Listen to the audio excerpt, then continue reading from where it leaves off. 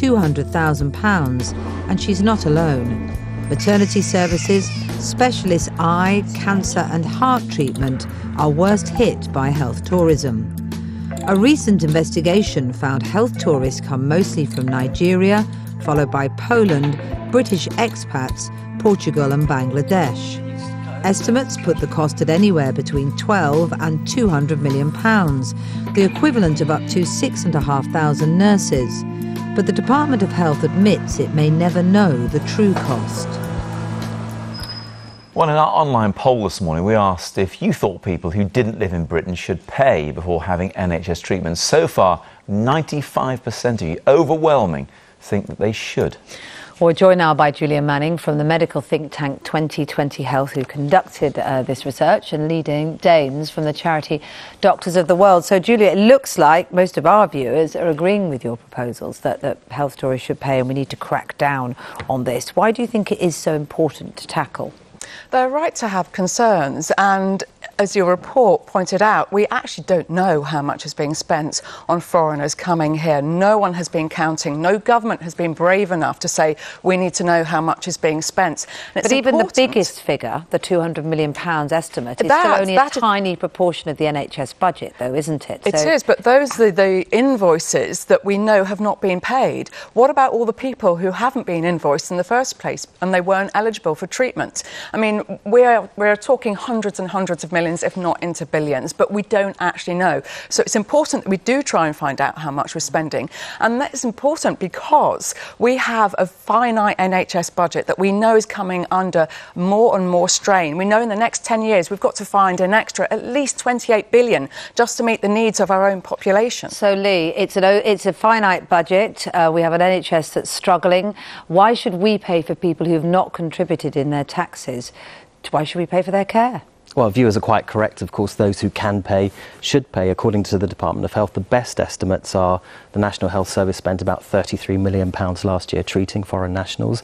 It was unable to recover about £12 million of that amount. That's a significant sum. But actually, it's only 0.01% of a £107 billion National Health Service budget. So why is it in our interest to pay for people who haven't contributed to the system? Well, I think foreign visitors who come here, the evidence is very slim. In our experience at Doctors of the World, we're an international humanitarian health charity running for 7 years a clinic in East London. In our experience, our patients have lived in the UK for at least 3 years before coming forward for medical care. Less than 2% say they left their country of origin for personal health reasons. So I think there's some work to be done to really challenge this myth of rampant health tourism to the UK when the evidence is so very, very slim. Julia, aside from our poll, we've had people who would agree with Leigh. Lauren Clark, for example, says, I think the reason our country is great is because we care. We help people who are ill or in pain. Can you imagine leaving someone in pain because they can't afford the medical bill? My answer is no. And a couple of other people say those things as well. I'm not advocating that at all, but we mustn't confuse compassion with sentimentality. And again, your report pointed out so what does that mean? Those words sound clever, but you've got someone in pain who needs treatment. How do you save money if you don't refuse their care?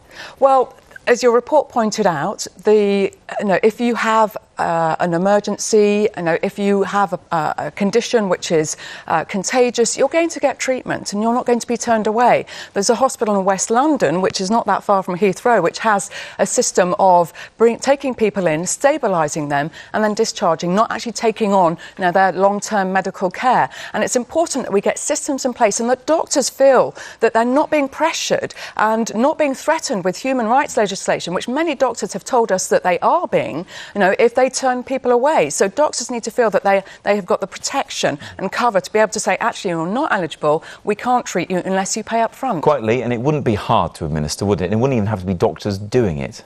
Well, there is already a charging regime in place for those who are ineligible to free National Health Service with dentists as well and other things. Exactly. So that system must be made to work much harder so that we can recoup these lost costs to the National Health Service. There's absolutely no need to introduce new bureaucracy, which, although we can all be very proud of our National Health Service, hasn't had a good track record of it implementing costly, expensive, complicating IT systems which are likely to fail. A doctor is not a border official. We're not immigration officers. Our first duty is to treat the patient we see without discrimination.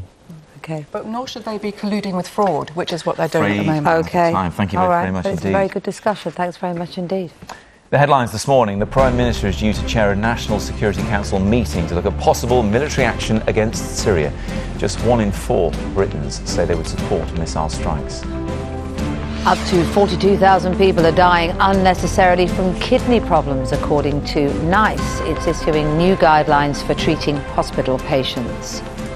Quick look at the front pages, and that story there on the front page of the Mail: thousands dying of thirst on NHS. They say the figure is 42,000 deaths a year would be avoided if staff ensured patients were hydrated enough. And the Daily Mirror: SAS hunt for Assad's deadly missiles. They're saying that